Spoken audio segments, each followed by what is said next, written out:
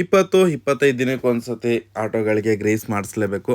ಮೇಯ್ನಾಗಿ CNG ಮತ್ತು LPG ಗಾಡಿಗಳು. ಯಾಕಂತಂದರೆ ವೀಲು ಮತ್ತು ಅದರದ್ದು ಕಪ್ಪೇನಿದೆ ಅದು ಚೆನ್ನಾಗಿ ಬಾಳಿಕೆ ಬರಬೇಕಂದ್ರೆ ಗ್ರೀಸಿಂಗ್ ಮಾಡಿಸ್ಲೇಬೇಕಾಗುತ್ತೆ. ಡ್ಯೂಟಿ ಏನೋ ಒಂದು ಅಲ್ಪ ಸ್ವಲ್ಪ ಮಾಡ್ಕೊಂಬಂದೆ. 12 ಗಂಟೆ 41 ನಿಮಿಷ ಟೈಮ್ ಆಗಿದೆ. ಈ ಲೊಕೇಶನ್ ಎಲ್ಲಪ್ಪ ಅಂತ ಅಂದರೆ 13th ಮೈನ್ ಇಂದಿರಾನಗರದಲ್ಲಿ. ವೀಲ್ಗೆ ಗ್ರೀಸ್ ಹೊಡಿಸ್ಬೇಕಾದ್ರೆ ಈ ನೆಟ್ನ ಬಿಚ್ಚಿಬಿಟ್ಟು ಗ್ರೀಸ್ನ ಹೊಡಿಸ್ಬೇಕಾಗುತ್ತೆ. ಯಾಕೆ ಅಂತಂದರೆ ಹೊರಗಡೆ ಹೊಡಿಸ್ಬೇಕಾದ್ರೆ ಮೇಲ್ಗಡೆಯಿಂದ ನೆಟ್ಟಿಂದನೇ ಹೊಡಿತೀವಿ ಅಂತಂದರೆ ಅದು ಒಳಗಡೆ ಹೋಗೋದಿಲ್ಲ.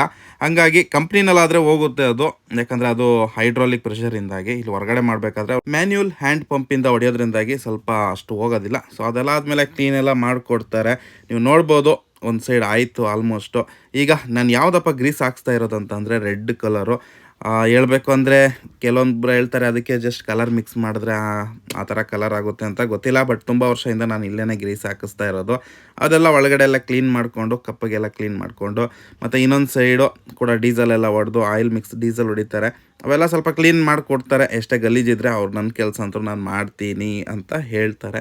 ಸೊ ಟೋಟಲಾಗಿ ನೋಡ್ಬೋದು ಈ ಥರ ಗ್ರೀಸ್ನ ಕಪ್ಪೊಳಗಡೆ ತುಂಬಿಸೋದು ಹಿಂಗೆ ಚೆನ್ನಾಗಿ ಹಾಕಬೇಕು ಆಯಿತಾ. ಹಿಂಗೆ ಹಾಕಿದ್ರೇ ಆಗುತ್ತೆ. ಕೆಲವೊಬ್ರೆಲ್ಲ ಸ್ವಲ್ಪ ಹಂಗೆ ಬಿಟ್ಬಿಡ್ತಾರೆ.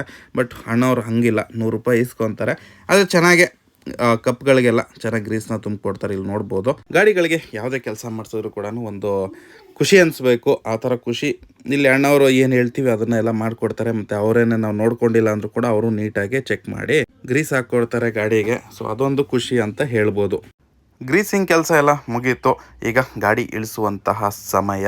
ಎಲ್ಲ ಕೆಲಸನೂ ಆಯಿತು. ಅಮೌಂಟ್ ಕೊಟ್ಟು ಡ್ಯೂಟಿ ಕಡೆಗೆ ಹೊರಡೋದು. ಎಲ್ಲ ಅಪ್ಲಿಕೇಶನ್ನ ಆನ್ ಮಾಡ್ಕೋತಾ ಇದ್ದೀನಿ. ಈಗ ಡ್ಯೂಟಿ ಮಾಡೋವಂಥ ಸಮಯ. ಬೆಳಗ್ಗೆ ಎಲ್ಲ ಅಪ್ಲಿಕೇಶನಲ್ಲೂ ಎಲ್ಲ ಮಿಕ್ಸಂಗ್ ಮಾಡಿದ್ದೀನಿ. 160, 200 ಈ ಥರ ಎಲ್ಲ ಅಪ್ಲಿಕೇಶನ್. ಹಾಗೆ ಬ್ಯಾಟ್ರಿ ಕೂಡ ಲೋ ಇದೆ.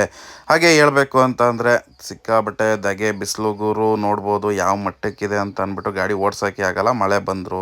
ಈ ಥರ ಪರಿಸ್ಥಿತಿ ಬೆಂಗಳೂರಲ್ಲಿ ಸದ್ಯಕ್ಕೆ.